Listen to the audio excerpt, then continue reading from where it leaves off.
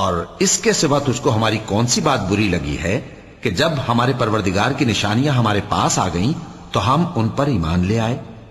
اے پروردگار، ہم پر صبر و استقامت کی دہانے کھول دے اور ہمیں فرمانبرداروں کی حالت میں وفات دیجیو۔